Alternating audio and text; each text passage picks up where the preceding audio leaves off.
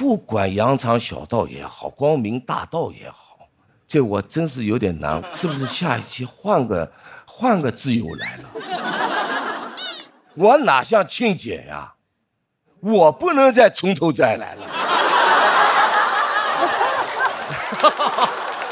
行了，了解了。行了，范哥，您的诉求知道了。但是架不住人家就是品牌喜欢，所以是品牌挚友，对吧？那究竟是哪些品牌喜欢？啊？豪门正统在海天，原汁好肉熬出鲜。感谢鲜蚝鲜熬真材实料的海天蚝油冠名播出。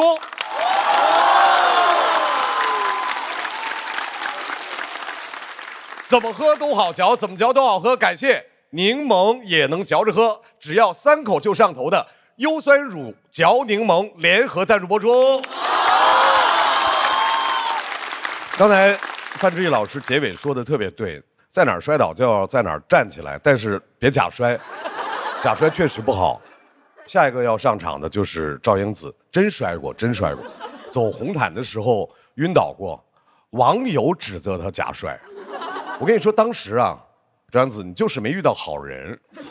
如果我在你旁边，我扶你一把，再问你一句，你是在表演吗？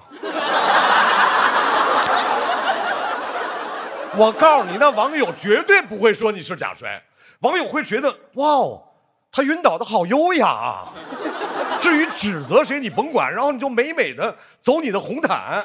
所以今天我跟你说，慢慢走，明确的告诉你，我们这儿没红毯，好吧？慢慢走过来，千万别摔。让我们掌声有请稳稳当当的赵英子。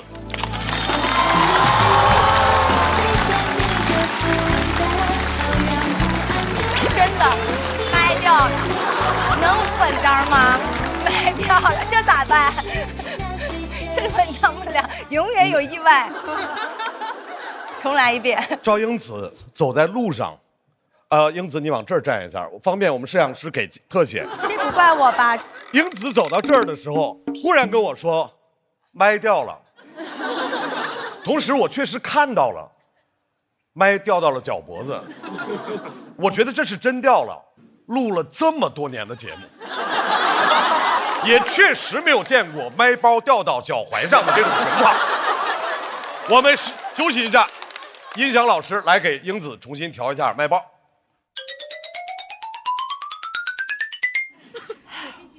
咱们就假装刚才那段没发生，但是我相信节目可能会用进去。来，让我们掌声欢迎赵英子。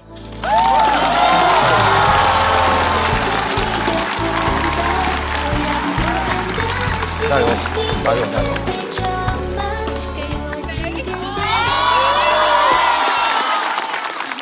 谢谢谢谢，大家好，我是赵英子。放心，我跟你们说啊，那天是因为啊没吃饭，有点低血糖才晕倒的，今天是不会晕倒的。我呢也不是什么小场合都低血糖的。我正式吐槽前跟大家说一句啊，大家千万不要录屏啊，千万不要录屏，知道了吧？啊，好好好，开始。今天呢，见到张纪中老师啊，我是非常开心的。张纪中夫妇啊，日常很恩爱，骑马半夜去新疆爬雪山，多浪漫啊！70多岁高龄，还陪着自己爱人爬雪山。这给我们纪中老师累的呀，后来还是学我装晕被人抬下来的。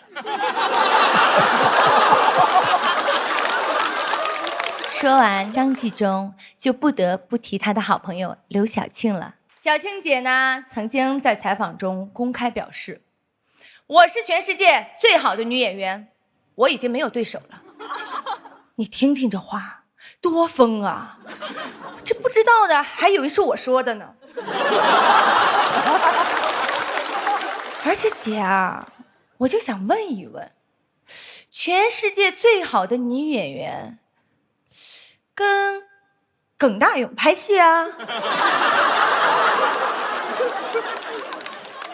小庆姐呢，就是大家都知道啊，非常爱演少女，60多岁呢还演16岁的丫头。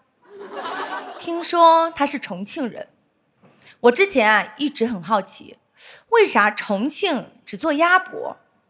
现在我知道了，因为鸭头都让小庆姐做了。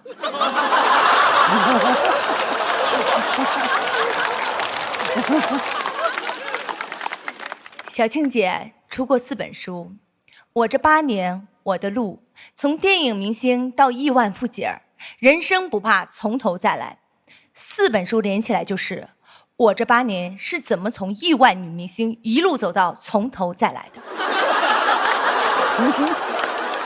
小庆姐还说过，做单身的名女人很难，但是靠单身成为名女人好像简单点。你说呢，周扬青？周扬青啊，去过我们恋爱吧第5季，当恋爱观察团的成员。杨青啊，就你那观察力，还能观察别人谈恋爱呢？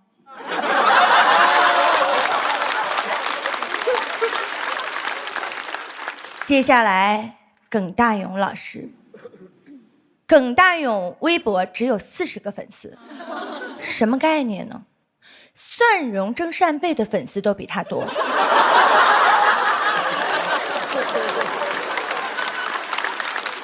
他还跟小庆姐合作了一部短剧，还夸小庆姐很有少女感，虽然有点虚伪啊，但是给小庆姐夸兴奋了，赶紧接了2个丫头的角色来奖励自己。这期的主题是人生不怕从头再来，但大家真的很怕小庆姐从丫头再来。其实吧，耿大勇，我不想吐槽，我平时提的是谁，你们也都是知道的。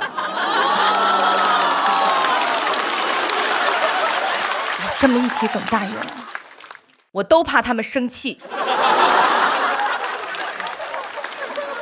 这牛仔仔跟小庆姐路过一路繁花，一路上任劳任怨，连背带扛。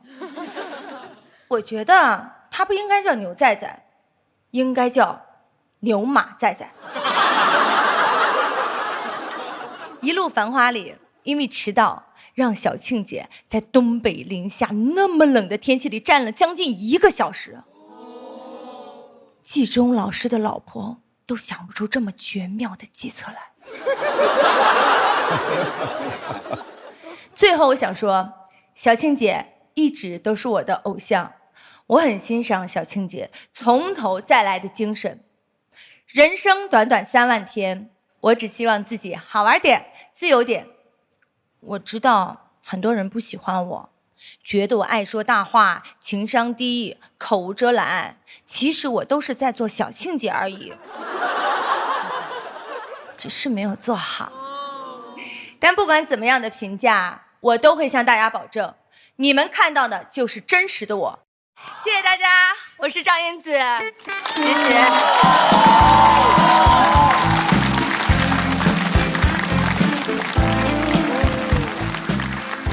下一位要上场的，咱们感受感受不同的风格，好不好？赵小慧。哎，同样都是姓赵，啊，人家小慧说话的风格和赵英子就完全不一样，对不对？人家有工作，有班上，人家身在职场，人说话还是很注意的，是不是？接下来让我们有请有智商、有情商、从不乱蹭的小慧。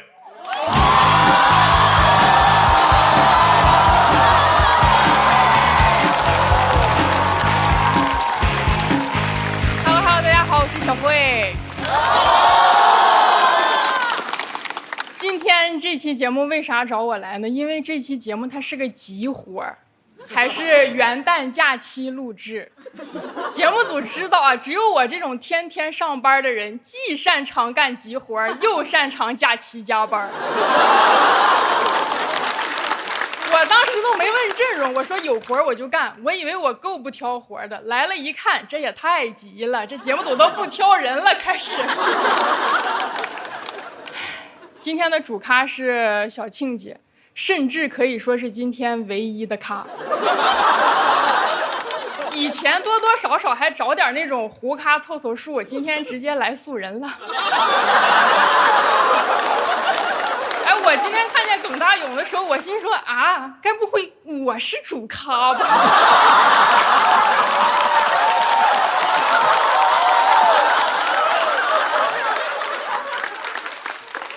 不好意思啊，哥，这是我第一次在台上这么有底气的刻薄。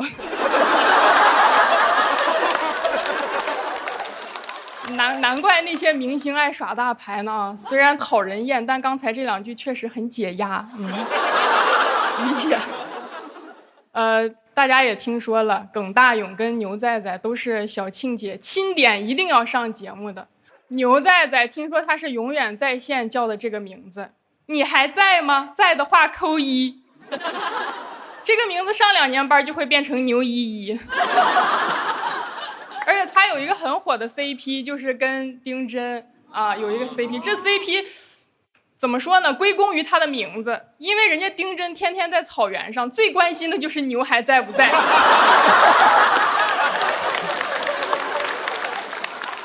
录之前我跟他打招呼，他说：“哎呀，我也挺喜欢你的，太好了。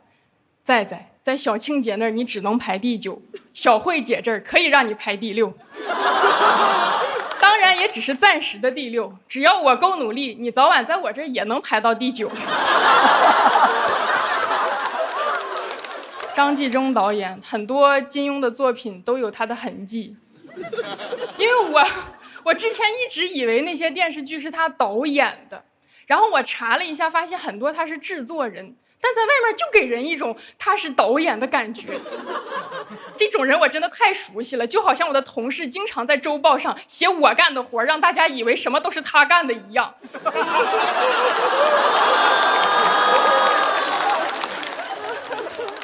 那都是你干的吗？张国良啊，张国良是我同事啊，不好意思，这块纯发泄。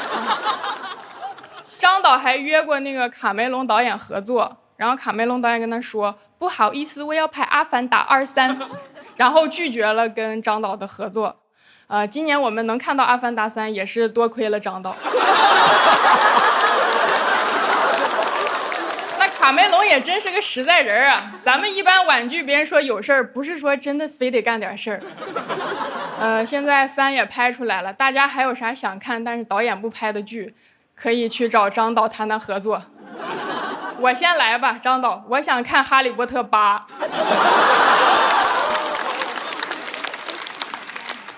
赵英子，我为了这期节目刷了很多她的视频，咋说呢？就我以为人呢，只有上班才会疯。我理解不了，就是上午说自己怎么恋爱了，下午又自己出来辟谣，前一天说自己被求婚了，第2天又出来自己辟谣，理解不了。但这种人我也很熟悉啊，昨天的需求今天就要改，上个礼拜的方案这个礼拜就要推翻。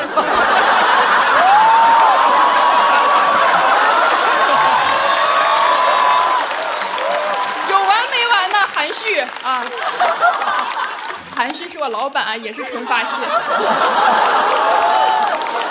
反正什么人都能来上节目，我也带同事跟老板上一下。周扬青现在他说他封心所爱，一心搞钱，其实人家家庭条件很好的，一开始家里就安排他去上班，上了2天以后呢，他说啊，我不是上班这块料，就创业当老板了，好羡慕呀。普通人只会说我不是上学这块料，然后早就去上班了。就他虽然不会上班，但挺会让别人上班的。冰美式面膜就是他们品牌开创的，冰美式太恶毒了，内服不够还要外敷啊，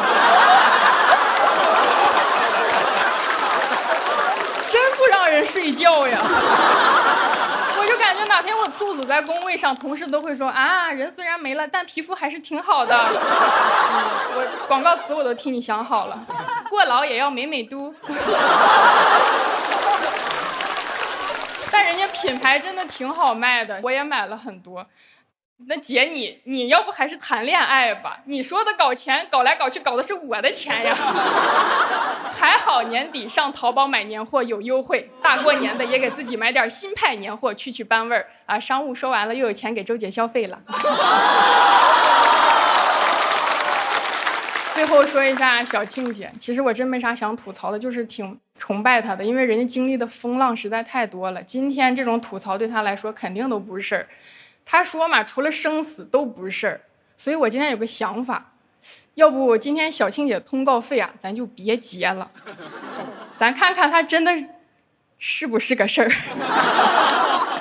真要追究起来，咱们再补嘛，反正也没有什么损失。而且我在直播间经常刷到小庆姐练毛笔字，真的一字千金。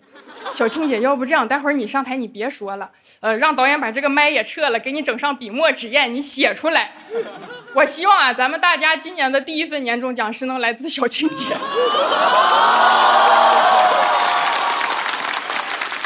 姐真的生命力太强了，起起落落如履平地，感觉啥事儿都压不垮她。我有一阵儿就经常用她的一句话激励我自己，就是人生没有过不去的坎儿，过着过着我就发现是人生没有刘晓庆过不去的坎儿。哎，你们仔细想，人家那些坎儿，有的跨过去了，有的扛过去了，有那种实在过不去的，人家也跟咱们说，哎，都过去了。而且庆姐其实影响了好几代人的家庭，有一句你们肯定很熟悉的话，我跟你妈同时掉河里，你先救哪个？对，就是庆姐的一个台词。短短一句话引发了无数的家庭矛盾。但是小庆姐除了提出问题，她也给出了解法，就是只当媳妇儿不当婆婆。今天说了小庆姐很多事情，我觉得大家对她都还是非常的佩服的。我觉得她最厉害的就是一直在打破大家对年龄的这个刻板印象，对吗？谁说人家70多岁的刘晓庆不能谈恋爱啊？谁说50多岁的张绍刚老师就不能穿裙子？谁说30多岁的我就得上班？我们就应该打破这种固有印象，在任何年龄都干自己想干的事儿。比如我现在就想下班穿着裙子去谈恋爱。谢谢大家，我是小慧。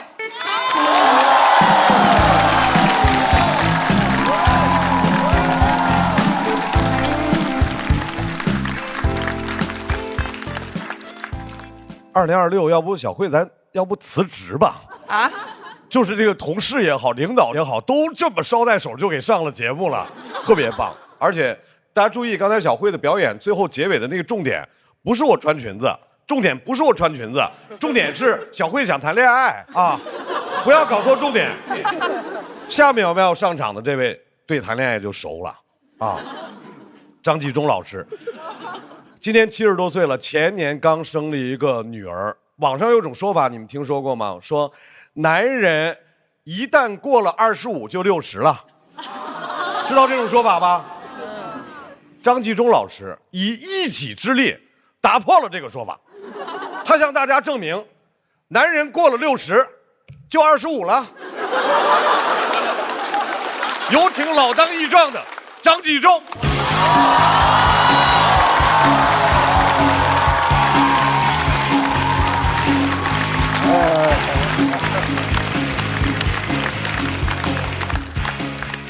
大家好，我是张纪中。其实啊，他们10年前就找过我来，那会儿给的钱还更多。当时我很忙啊，不来我是没时间的。今年我决定来了，它不是钱不钱的事儿，不来没时间了。跟大家一样，我也是经常刷着手机，我才知道张纪中去世了，还真是奇闻趣事啊！你们说这个内娱还有没有活人呢？这怪谁呢？这有的人明明活着，这营销号上死了好几回了。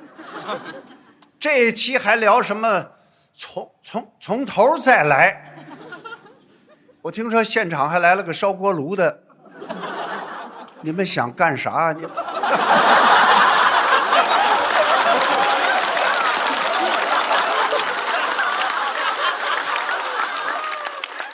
你们想烧了我呀？这孔子说过啊，老而不死，是为贼。老贼，我今天就来跟大家说道说道。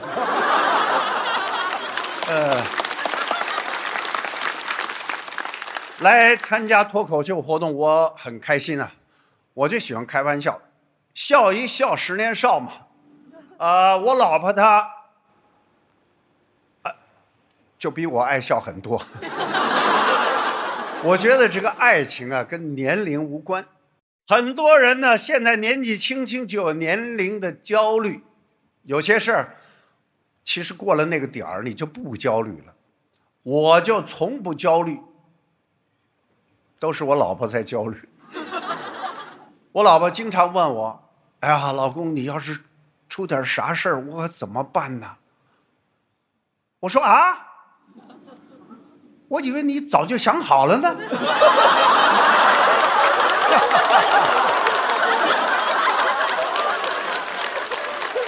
开个玩笑，我老婆其实对我挺好的，但网友呢，老是替我焦虑，说张纪中这么一个老艺术家，这老婆还总能折腾他。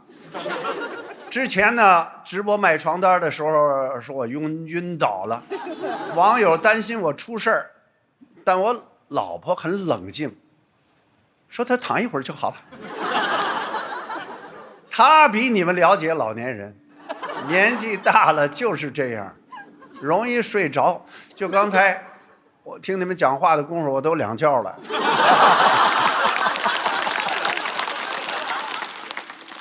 但我确实也有点委屈啊，这老婆，下次我睡着，你好歹帮我盖个床单啊，盖到肚子就行，不用盖脸啊。但其实呢，我是乐在其中，搞艺术的嘛，骨子里还是爱浪漫。我的老朋友刘晓庆就是一个一辈子爱浪漫的人。用现在的话来说，那就是恋爱脑。我第一次见刘晓庆，哎呀，那可是有年头了。那个时候啊，我想不起来了。我去问了小庆，她也想不起来了。哎呀，是到了年纪了。哎，那个呼兰，你从你那个小史记里帮我查查啊。就是那段时间，我确实是帮过刘晓庆，但也没有到那个恩人的程度。我就是觉得不能让好演员没饭吃。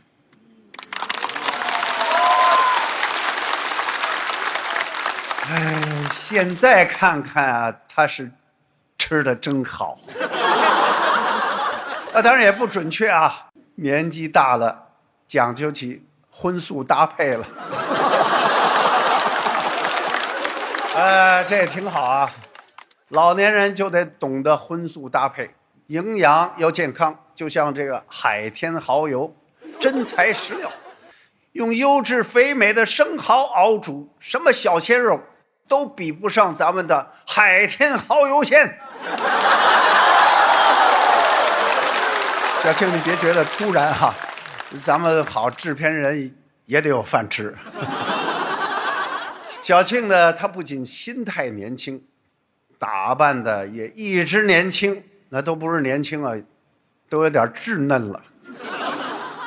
本来我小龙女都考虑找小庆演的，但当时56岁的刘晓庆驾驭不了这么成熟的角色，最后我只好找了17岁的刘亦菲。小庆呢，现在是拍短剧了。这短剧这东西我还真不懂，3分钟一集，我是真拍不了这个。想当年三国我拍了3年呐，水浒拍了4年，这些东西它就短不了。三国要这么拍，刘备、桃园3结义，一个头磕下去，哟，脱箍了。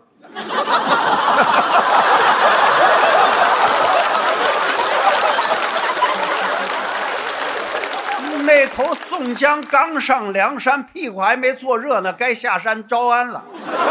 刘晓庆昨天还在拍小花，镜头一转，哟，老花了。你别说看不清了，我都看不懂你了。当年你都搭谁呀？姜文、国强，那都是老戏骨啊。现在谁呀？耿大勇。这耿大勇是谁呀？啊，这其他的人我更不认识了。听说这耿大勇还演短剧，牛在在，演都不演了，带着综艺就来了。就这个赵英子高低还算个演员吧，也不知道演过啥，就演个刘晓庆也没演明白，还开直播，说有人夸她最适合于演小龙女。谁说的呀？哎呀，这死丫头，谁说的？你找谁去啊？反正我这是不能让你演。刘晓庆还排着队呢，我还等着刘晓庆长大呢。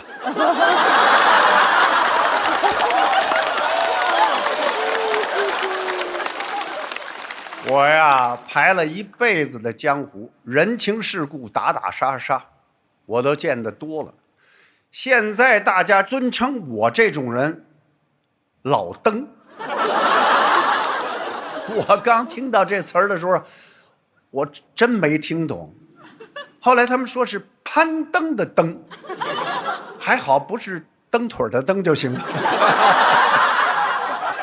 我也特别理解刘晓庆啊，到了我们这年纪啊，从头再来一点都不可怕，一眼望到头那才可怕。我今儿来这儿啊，就是想跟年轻人学习学习。都说活到老学到老，对，只要老不死，我就往死里老。真棒！别看我都这个岁数了，我还能老。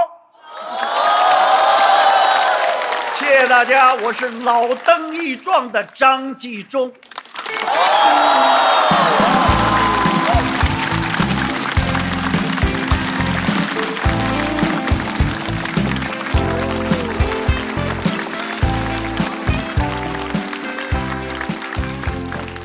太棒了！你说一把年纪了，是不是中气十足？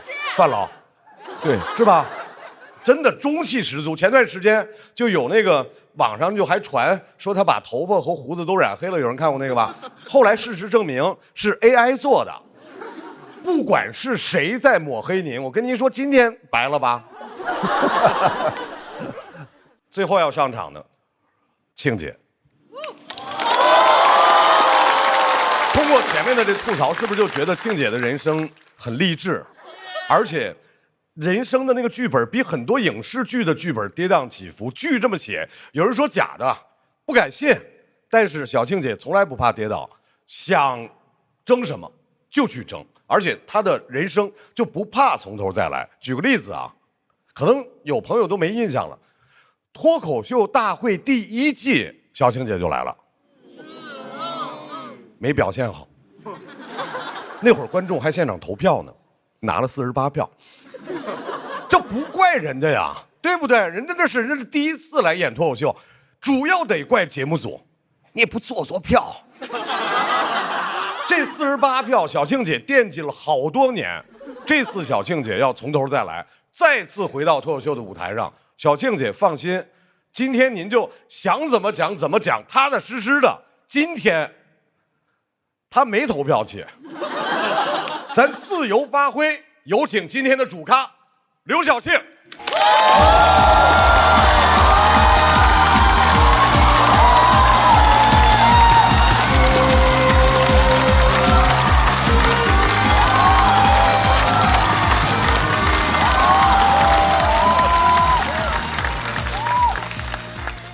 大家好，我是刘晓庆。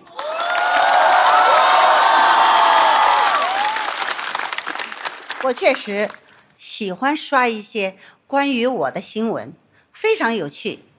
上午刚刚刷到我死了，下午我又多了一个男朋友。有句名言说得好，做女人难，做名女人难，做单身名女人难上加难。是的。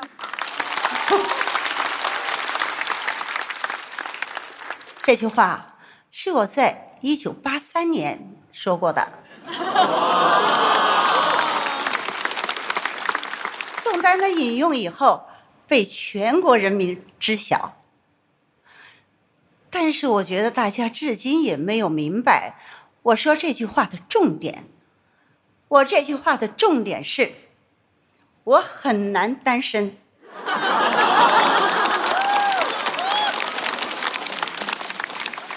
网上谣传我有8个男朋友，节目组真的不会策划，请什么赵英子啊、赵小慧呀，我都不太认识，就应该把我8个男朋友请来。观众想认识他们，我更想认识他们。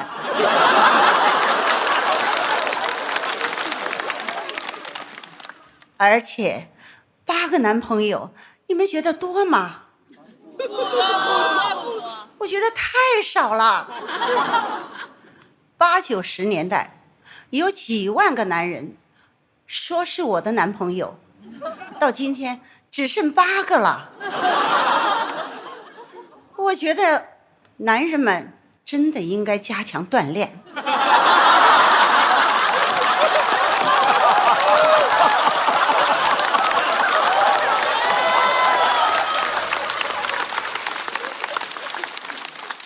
身体可是你们还婚恋的本钱，我有的是本钱。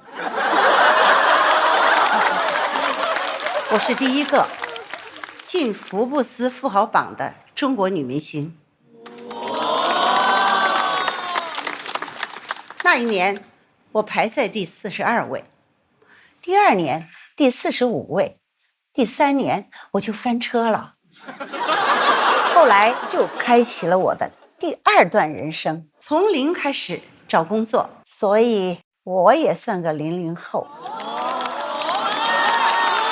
你们还老说我演年轻人，00后不就是年轻人吗？包的。好可爱呀！我现在也拍短剧，短剧对你们来说是爽文，因为太夸张了，但是对我来说那就是我的人生啊。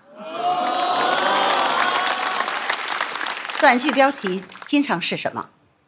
重生之什么什么，太符合我了，我就经常重生啊。上一世我是大女主，这一世我重生在横店跑龙套之重回巅峰。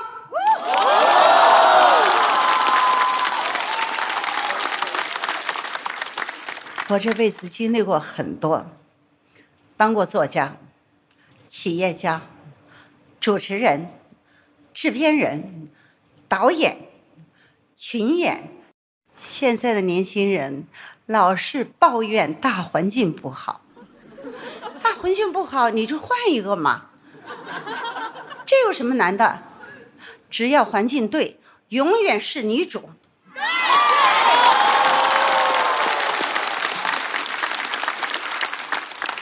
耿大勇总是对外说我提携了他。大勇，我是开玩笑，你要独立哈。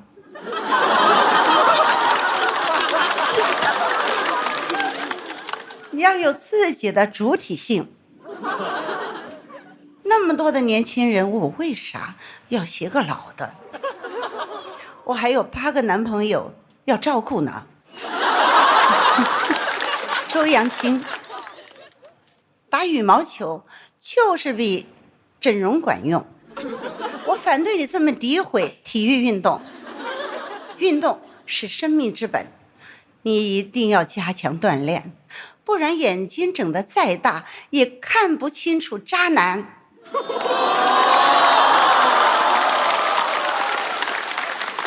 赵英子喜欢我，模仿我，但是没有模仿好。模仿我怎么会晕倒？应该模仿张纪中才会晕倒，我从来不晕倒，我都是让别人为我倾倒。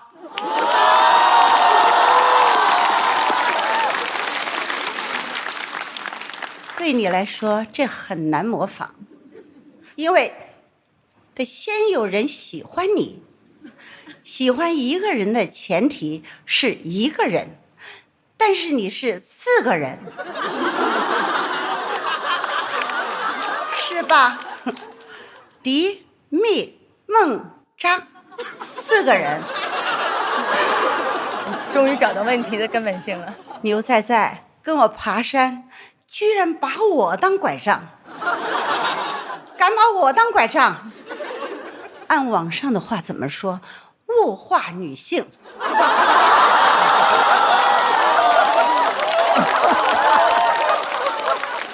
其实牛在在跟我是生死之交，在一路繁华里，我跳游泳池，他也跟着跳。那游泳池里很可能会有蛇，我真的挺担心他的。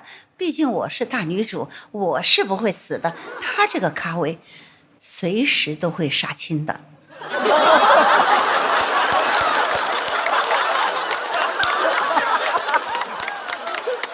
你看看我身边的这些朋友，牛在在走路跟不上我，赵英子爱晕倒，张纪中又一个爱晕倒的。跟你们录节目一定得当心一点儿。我一个什么都不服的女人，不能一会儿服完这个再去服那个。张纪中是我的好朋友，是我的恩师，我特别感激他。因为我重生之后，他第一个给了我工作，对于我特别照顾。他也像我一样的有冲劲儿，60多岁从头开始，我是从头开始演年轻人，他从头开始生产年轻人。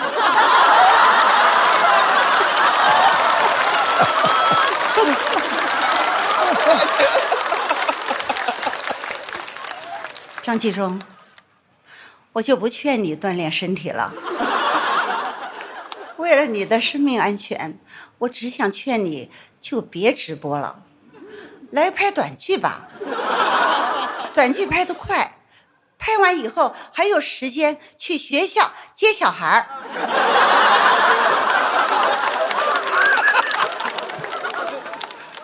最后我想说，大家太爱提年龄，这是一种很落后的表现。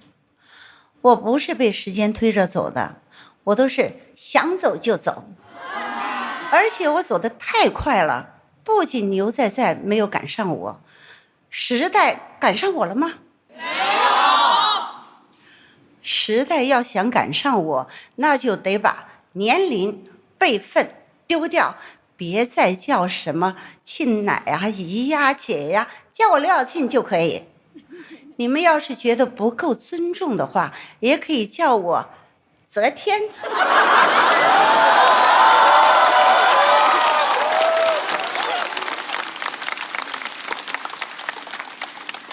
人生不怕从头再来，我已经准备好了重生、重生再重生，至少要活到150岁，上不封顶。我们大家好好的锻炼身体吧。对，今天是慎重承诺了的哈，我们要一起。我们在2100年见。等你们啊！我们要一起哈！谢谢大家，我是刘晓庆。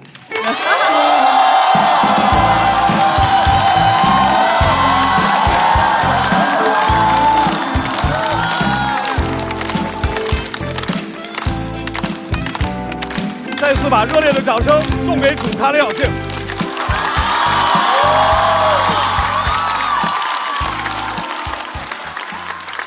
还是有区分，还是有区分，小庆姐，还是有区别。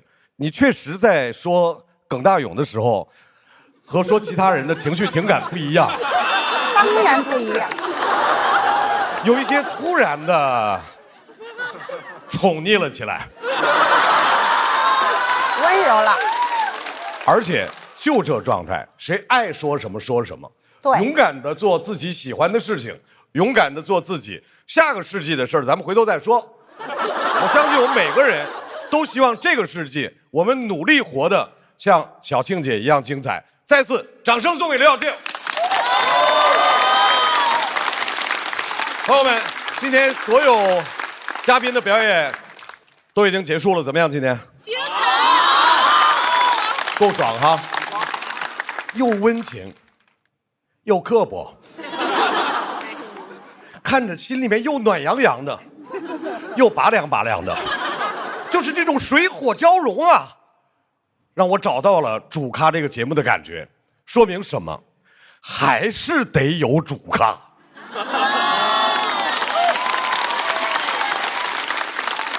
我们在微博上，大家可以大声的替我们呼喊，喜欢谁哇，你赶紧来这个节目，是吧？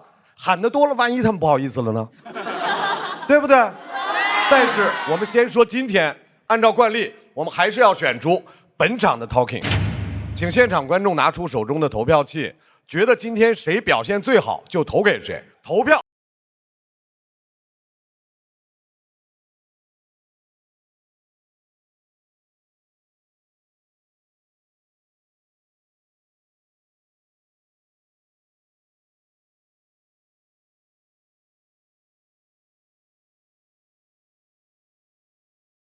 啊，小庆姐，如果只有一个 Talking 的位置，你给谁？张纪中。张纪中老师，为什么？因为他非常深刻，讲得很全面。好嘞。姐，深刻和全面其实不是脱口秀的评判维度。反正喜欢，不管，反正喜欢听。不管，反正喜欢听。那当然，反正我喜欢听。好嘞。志友老师，如果您手中有一票，你给谁？我给小庆姐。她不参加。但我你看你又得罪，我就想给他，我不管。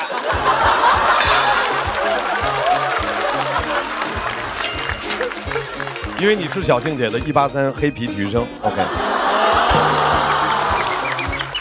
来，我们来看一下谁会获得今天的 Talking。3、2、1，请看大屏幕。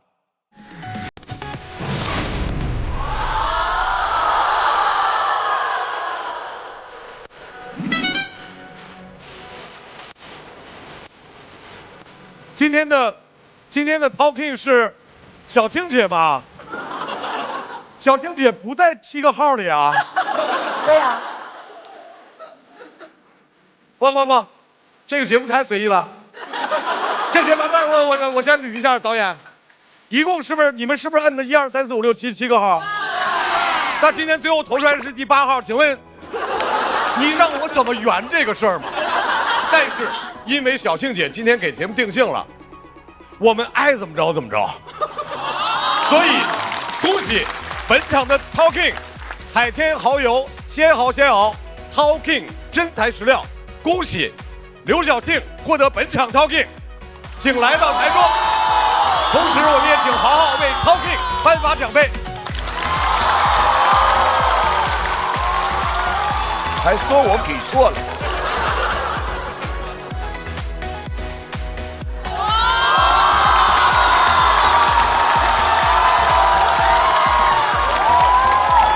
谢谢豪豪，谢谢。谢谢。奖杯挺重的，我今年得的奖杯都特别重。是的，每一个奖杯都不好拿。没有一个奖杯是好拿的，同时每一个奖杯对于您来说，小庆姐都是实至名归。来 ，Talking 获奖感言。我不知道我们今天是有奖的哈，还有另外一个，我觉得很震撼哈，因为我又跨界摘了一个奖，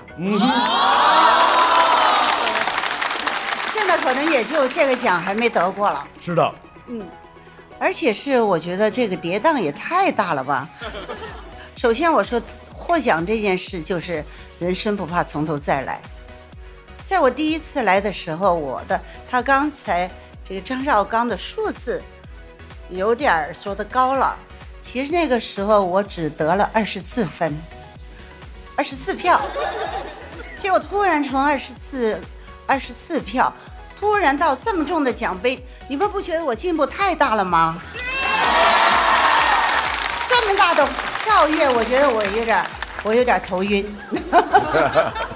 我个人认为，年龄对我们来讲根本就不是什么事儿，我们想做什么就去做什么，为自己而活着。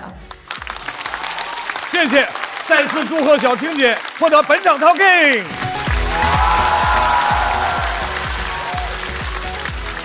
小庆姐今天为了这期的主咖，还给大家准备了惊喜。小庆姐要在现场给大家写幅字儿。写了。写。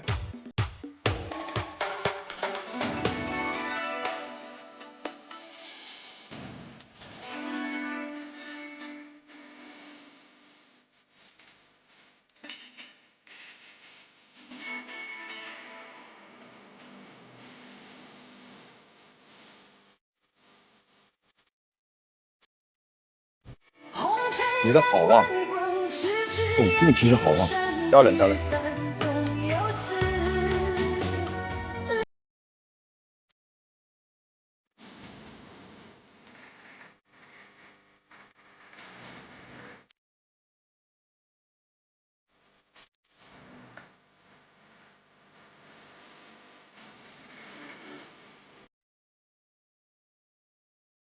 哦，好，来。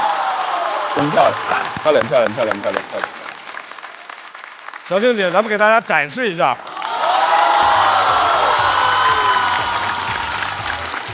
都是小事儿，也送给各位。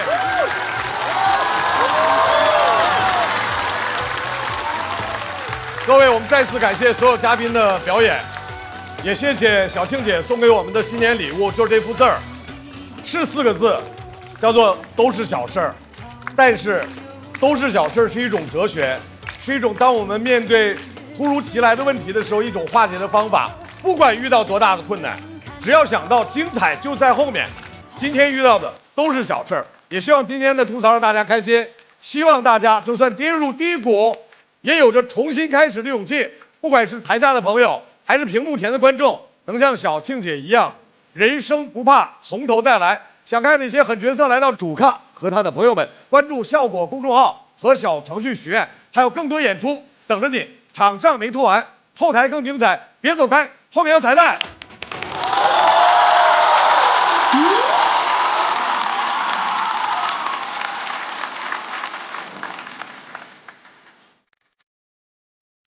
今天小庆姐的表现实在太完美，我犹记得脱口秀大会的第1季。太不对了。其实小庆姐是憋着这股火的，这就是从头再来。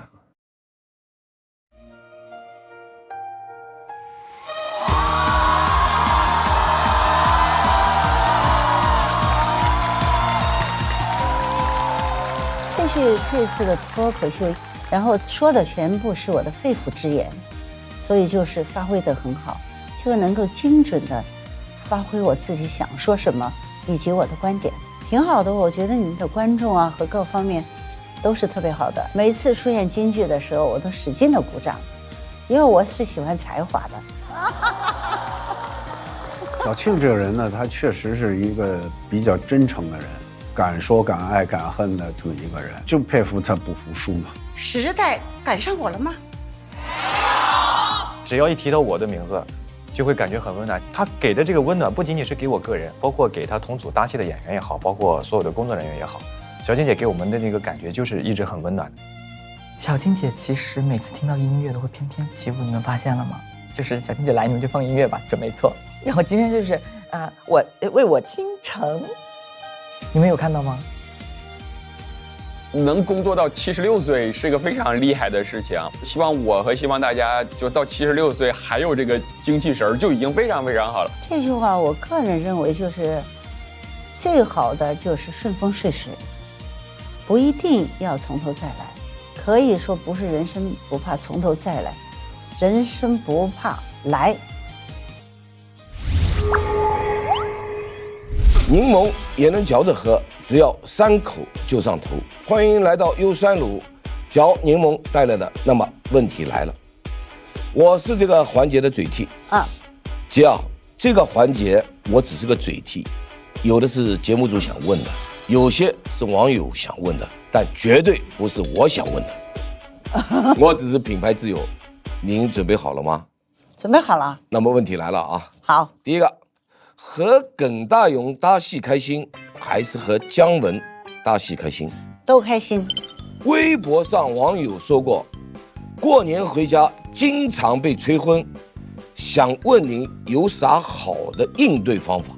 因为我不在这个频道上了，所以我不能回答。因为被催婚的又不是我。对的。我个人建议自己做主。对的。微博网友还有一个问题是想请教，怎么和前任保持良好的关系？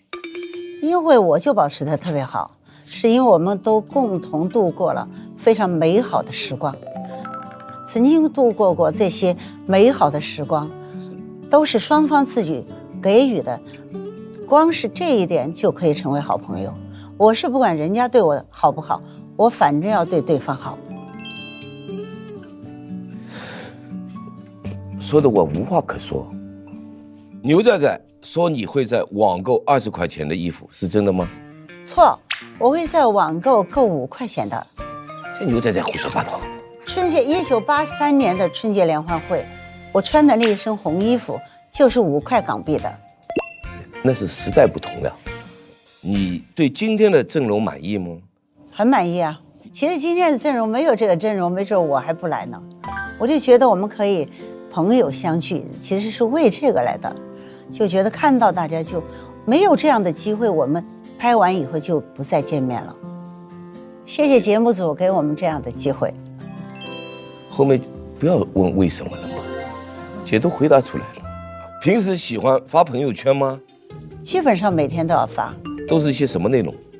基本上都是夸自己的内容。把姐的手机拿来，能不能展示一下？展示，这朋友圈哈。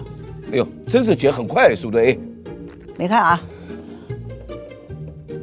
每一条你都可以看，全是关于自己的营销号的文章。这牛仔在胡说八道。我的朋友圈点击率特别高。2025年的最后一天，我决定吃着碗里的还要看着锅里的就要，而且发了一个视频，吃着碗里的看着锅里的。原来我说不吃着碗里的，不看着锅里的，但是现在我改变了，吃着碗里的就要看着锅里的。因为今天我得了一个奖嘛，我待会儿就会发，我发出来以后，大家就会关注这个脱口秀。但是在这前天，我拿了一个短剧奖，这里面基本上都是跨界摘奖。很多时候就是这样，阅历经历越丰富的这些老艺术家，他在哪一根赛道上，他总是能发光。行，那问题解决了，谢谢小青姐，没问题了。豪门正统在海天，原汁豪肉熬出鲜，感谢鲜豪鲜熬真材实料的海天蚝油冠名播出。怎么喝都好嚼，怎么嚼都好喝。感谢柠檬也能嚼着喝，只要3口就上头的优酸乳嚼柠檬联合赞助播出。买年货上天猫，年味年礼马上到。感谢承包全家年货的天猫赞助播出。这么全面，这么营养，飞鹤专为宝宝着想。感谢重磅升级、营养更全面的新一代飞鹤卓瑞奶粉赞助播出。大家有没有发现，什么精心设计的笑点，在浑然天成的愚蠢面前不值一提？宝贝儿，导演，你司机好，真的控制，他真打人，我跟你说。宝贝儿，我的身高不在他的攻击范围。宝贝儿，妈呀，最烦中医的人。宝贝贝儿，我现在多烂多臭，你知道吗？宝贝儿，娱乐圈的人好恐怖。我们就是想让他们见识一下真正的喜剧。Hello， 大家好，欢迎来到今天的上桌吧主咖。我都感觉是我录过这么多期，还在我前3呢。我觉得其实你们今天的这个就是一个没有跟上时代的一个脱口秀。那您觉得谁的最不好啊？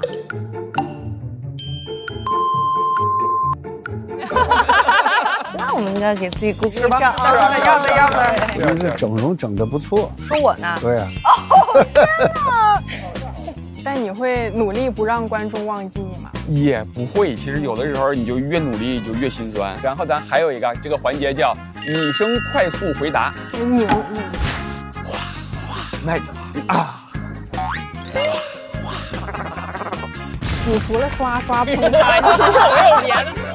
看电视，哎，怎么样一下？我发现我表演的准确，咱这学习到不少，你们不懂，看节目吧。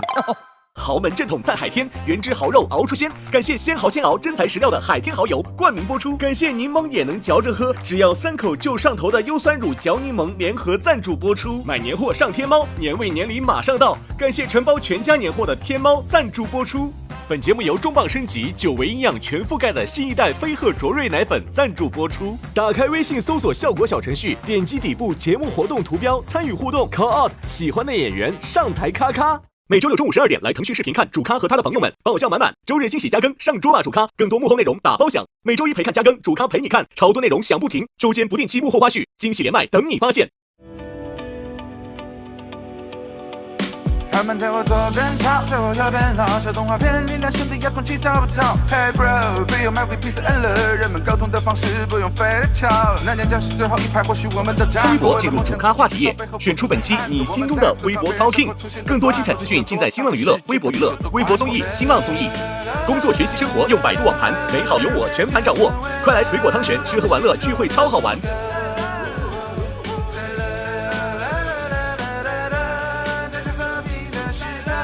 感谢独家社交媒体平台微博对本节目的大力支持，感谢首席合作媒体新浪娱乐、微博娱乐、微博综艺、新浪综艺对本节目的大力支持，感谢合作伙伴新浪新闻、丽丽城传媒、讯飞输入法、知乎、鱼库对本节目的大力支持。